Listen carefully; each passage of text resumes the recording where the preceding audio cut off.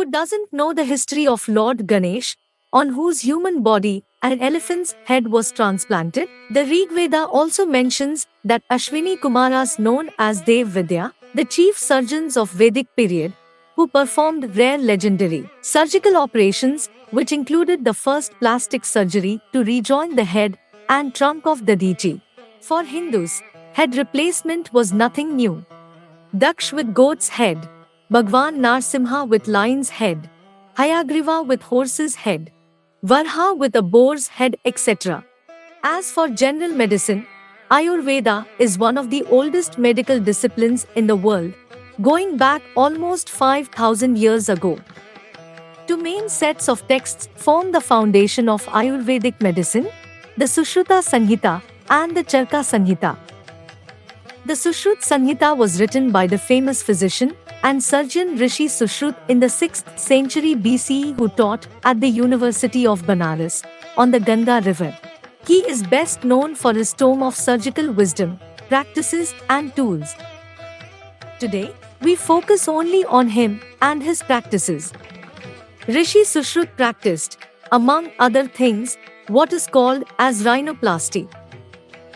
When the West initially got acquainted with it, they referred to it as Indian flap surgery. Rhinoplasty remains the greatest achievement of Rishi Sushrut's surgery. The nose in Indian society has remained a symbol of dignity and respect throughout antiquity, and hence restoration of a broken nose had an extraordinary significance.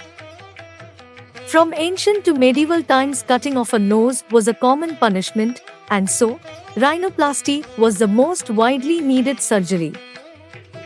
The Sushrut Sanhita advises the use of wine with incense of cannabis to induce anesthesia. Though rather rudimentary, this advocacy of anesthesia established the need for pain control during a surgery and set in motion a search for better and better materials and procedures to induce anesthesia.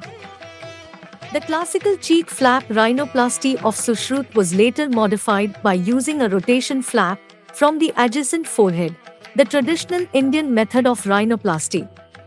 This technique was kept a secret for centuries in India and practiced by Marathas of Kumar near Pune, certain Nepali families, and Kangharis of Kangra, Himachal Pradesh. One major instance got highlighted in the October 1794 issue of the Gentleman's Magazine of London. During Mysore War of 1792 between Tipu Sultan and the British, noses and hands of 5 native sepoys of the British Army were cut off by Tipu's soldiers.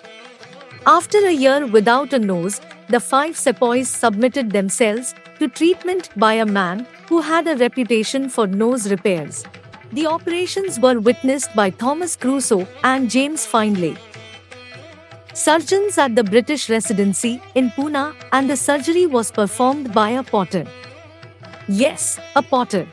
These rhinoplasties were termed as the Indian nose and generated tremendous interest in the medical fraternity, paving way for corrective rhinoplasty in Europe, United States, and other parts of the world. Later, with the dissemination and refinement of the technique, it became an established procedure worldwide.